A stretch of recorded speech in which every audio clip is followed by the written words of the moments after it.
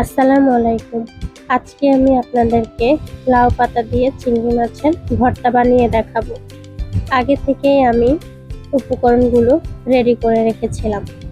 এই লাউ পাতা ভর্তা বানাতে আমাদের যা যা লাগবে: 4-5টা সিদ্ধ লাউ পাতা। লাউ পাতাটা আমি ভালোভাবে সিদ্ধ করে নিয়েছি যাতে একটু পানি না থাকে। পরিমাণ মতো রসুন, পেঁয়াজ, কাঁচামরিচ। ঝালটা আপনারা যে যেমন পছন্দ করেন সেই অনুযায়ী দিতে পারেন। আমি কম পছন্দ করি তাই ঝালটা কম দিয়েছি।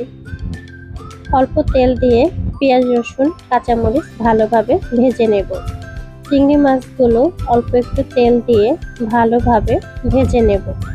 সবগুলো উপকরণ আমি এক এক করে পাটার সাহায্যে বেটে নেব। পাটায় বাটা ভর্তার স্বাদই কিন্তু আলাদা। পাটায় বেটে ভর্তা বানালে খেতে খুবই ভালো লাগে। আমার এই ভর্তার রেসিপিটা যদি আপনাদের কাছে ভালো লেগে থাকে অবশ্যই বাসায় একদিন বানিয়ে খাবেন, আর খেতে কেমন লাগলো আমাকে অবশ্যই কমেন্টে জানাবেন।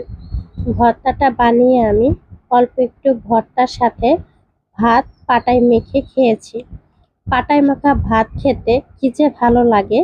যারা যারা আমরা পাটায় মাখা ভাত পছন্দ করি একমাত্র তারাই বলতে পারবো। কে কে আপনারা পাটায় মাখা ভাত খেতে পছন্দ করেন অবশ্যই আমাকে জানাবেন। Tata, bye bye.